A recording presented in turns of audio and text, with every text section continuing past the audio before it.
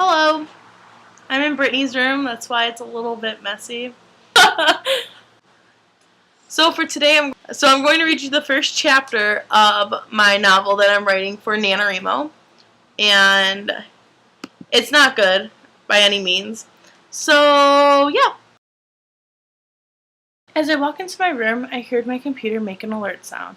It wasn't a "oh my god, Kennedy, I'm about to break" sound, or "it's not about time to plug me into the wall," but a sound of "hey, you, come here, someone special wants to talk to you." So what do? Well, I just ignore it because I was always told to play hard to get, no matter what or who it's from. Oh, how rude of me, I forgot to introduce myself. I'm Goodbye Miss Kennedy, if you look me up on YouTube, but IRL, in real life, I'm Kennedy F. Johns. I was known at my school for being that weird girl on YouTube who doesn't know how to express herself, and being named after the late President John F. Kennedy. Because if you were to reverse my name, it becomes John F. Kennedy. Yeah. My parents thought it was so clever, especially since my dad was a history major in college and absolutely adored JFK. His dad even worked on his campaign way back when the world was cute and all the lovely ladies wore the cutest dresses in the world. The time that is projected in one of the best motion picture films and musicals, Hairspray. But anyways, enough about me, let's get back to the story.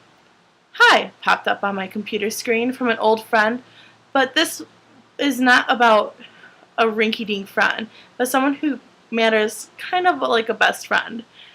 This best friend, though, I was only friends with for barely a year, but that year was one of the best years of my life.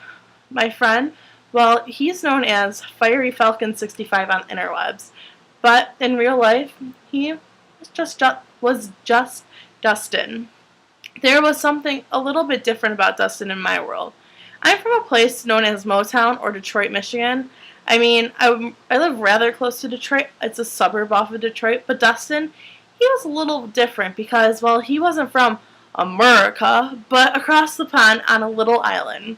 You probably know this island as the United Kingdom. But if we want to narrow it down a little bit more, he's from this town called Folkestone, England.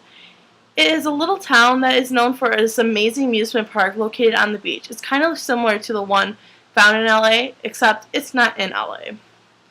I remember the first time I met Dustin. It wasn't IRL, but online. Dustin and I are vloggers on this website called the YouTube. If you're like over the age of 21 and don't know what a vlogger is, it's another word for a video blogger. And that's how I was first introduced to Dustin. I was an avid watcher of his vlogs and thought his point of view on a variety of topics to be rather interesting, and well, I could just listen to that accent all day long. He always had something interesting to say, and I just wanted to get to know him a little more on a personal level. Well, I thought. I wanted to be someone he can call his friend. However, I have a secret about Dustin, though. I think I'm kind of in love with him. Well, actually, the term "think" is really not the word I was looking for. It's more or less in love with him, but I know what you're thinking. He's from another country that is, in fact, kind of a bit away from you. So that basically means it won't work out. But I kind of already like him a lot. I mean, we've made it so far as just friends, but I think being friends with him is not going to work out for my advantage. He's basically perfect for a girl like me, minus the ocean issue. He's caring, sweet, a musician, has green eyes, blonde hair, and legitimately wants everyone that he may interact with to be happy and have a memorable time when talking to him. And I can go on and on hours about him and how amazing he is and how perfect he is for me. He's just too good to be true. And ladies, I know what you're thinking. What? Does he have a brother? Sadly, no, he doesn't. But he does have a younger sister who is of the ripe age of 7 named Rose. Beep! I shake my head right out of that daydream about Dustin and glance to the screen to see a message from him, see that he messaged me again. My heart goes aflutter when he wrote, "Are you there, Kennedy?" I hesitate to respond back because all I want to do is scream to the mountains, "Yes, I am!" But I nonchalantly compose myself and write, "Sup" back. Sup? What the heck is sup? It's like soup minus the O. I know I'm pretty lame because I think about things like this. Is everything alright? He asks. I think to myself, oh, he truly cares about me. My face reddens a little bit from blushing from my thoughts about what he is going to say next. And in fact, he really wants to talk to me. Yeah, sorry, I was in the bathroom. Enter. I can't believe I just sent that to him. What the heck is wrong with you, Kennedy? I battled my thoughts for about my thoughts about him, about what I said to him. LOL, you're so funny. We got go on talking for hours. We shared laughs, jokes, and just messed around and had a good time, like two friends would. However, I decided I wanted to make a bold move. This is something big even for me to do.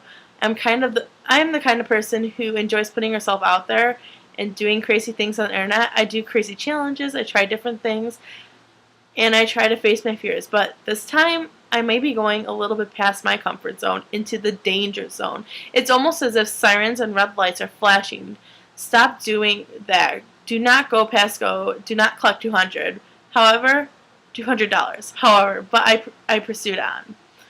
I pushed my golden long blonde hair behind my right ear because that's what happens every time something overly important or difficult for me to do is about to happen. I just find ways for me to say what's on my mind, but how does one conjure up the words, I like you, Dustin, and no, not just as a friend? I honestly fall into like with you, so I start to bite my nails on my left hand, and bite the nails off of my left hand. My right index finger has began to type key by key as slow as I possibly can without him thinking I'm writing him a novel. I spacebar L space no LIKE space YOU space DUSTIN period. As soon as I pressed enter, I slammed the lid on my computer down, cowering to what he was going to say back. I got so nervous, my heart started pounding, my hands started sweating, and I was on the phone with my best friend, Beth. Beth is the kind of friend that every girl should have. She is crazy enough to get you to do wild things, but logical enough to make sure that you have not lost your mind. I start to dial Beth's number, but my hands were shaking so badly I can barely type it. Eventually, the phone started ringing. Hello? Beth said as she answered the phone. Beth, I need you. I said with a pile of tears into the phone as if I was drowning my phone in them. I began to cry to Beth about my troubles and how worried I was about what Dustin could respond. Suddenly, I heard a beep on my phone. I pulled my phone away from my ear, and the sound of Beth's voice grew quieter and quieter as she tried to calm me down. The beep was a text from Dustin. My heart rate started spiking again, and I squealed on the phone, Beth, get your ass over here to my house now. This is a code red. Within minutes of hanging up the phone, Beth was at my door. I feel like she has superpowers and knew that this would happen because she showed up with a feast of comfort food in both arms. She set up shop at my kitchen table, pulling out her pad thai, Rally's fries, pizza bread, soda pop, and all the gossip magazines in the world right out of her bag, just like Mary Poppins pulled out her supplies of goodies from her bag. We began to dig into the delicious feast of awesome. When she wanted to hear more about what's going on in the situation I called her over here for. But between the bits of Thai and pizza, I began to explain what was going on through my mind, and eventually the food was gone, and we began to flip through the magazines talking about the royal engagement of Reese Witherspoon's newest beau. We began to point out the various fashion no-nos and talk about the newest things in the holiday. I completely forgot to mention the unread text message that was still on my phone from Dustin. After hours and hours and 12 magazines later, and during the third Twilight movie, I remembered to mention the blank message, mention that unread message is still on my phone. So remember what I told you over the phone? I asked Beth, hoping she didn't remember so I wouldn't have to tell her. Yeah, that text message. Have you read it yet? No, not yet. I'm just a bit nervous about what it might say. Why would you be nervous? Don't you remember? I told Dustin I liked him. Oh, I guess it slipped my mind. Let's read that text message. Beth tried to grab my phone, but I protected it from her with my death grip. We stare at the unread notification on the phone, just seeing if it would open itself, but there it is, still sitting on my phone unread. As we stare blankly at the notification on my phone, I'm freaking out on the inside about what it says, only thinking the worst. I think Beth knows how badly I'm freaking out, so she grabs my phone and runs into the bathroom and locks the door. Let me in, Beth. No, she shouts as she giggles from the bathroom. Please, Beth, let me in. Oh, okay, 1 second. And, okay. Eventually, the door opens. She tosses me the phone and says someone is on the other line. And I need to take it. I stare at the phone to see who it is, but the number is blocked. Hello, I say with my what's going on voice. Hi, Kennedy, said a voice on the other line. It sounded rather familiar, almost like someone I knew from a past life, like an old friend with an accent. I was calling to see if everything was okay. You suddenly left in the middle of our talk. As soon as I recollect who it was, I hung up the phone, threw it across the room, and hid and cowered from the phone. Beth picked my phone up, opened the text message, lifted the blankets I was hugging over. Kennedy, I like you more. Dustin. With my eyes wide open, I screamed at the top of my lungs, wrapping my arms around Beth and started crying. What are you doing? Beth exclaims as she tries to unwrap my arms from her body.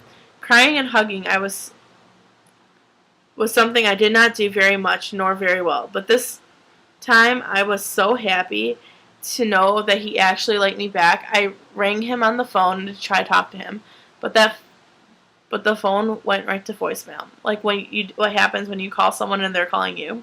What did he say? I don't know. It went right back to voicemail. Maybe he's busy, or his phone's dead, or maybe he's sleeping. I mean, it is pretty late over there for him. Stop making excuses for him, Beth said, and get back on that phone and talk to him. After a few seconds, Beth egging me on, I dial the number back. I call and a new voice answers Dustin's phone. And it wasn't one of his guy friends. Hello, this is Diamond. Dustin is too busy to talk to you. Who is this? Kennedy. Look, the reason why I called is just because I need to talk to Dust. Oh, Kennedy, whoever you may be. Look, Dustin doesn't want to talk to you right now, and completely honest, I don't want you talking to him either. You're a bad influence on him, and he doesn't need that in his life. Plus, he has me to love him. But thanks for the call, and don't call back. Click. Well, what did Dustin say? Beth asked with an eager look on her face. Nothing. Tell me. As I explained what Diamond just said to me, Beth got furious. Give me the phone. Let me talk to her. Okay. I handed my phone to Beth. It's dialing. And that's chapter 1. So far, I might be adding more, taking it out, rewriting it a little bit. But that's the novel so far. Oh, there's a few more chapters done, but I just wanted you to get a taste of it. And I will talk to you guys tomorrow. I'm sorry the video is really long, but that's what's going to happen when you read a whole chapter. Alright, bye!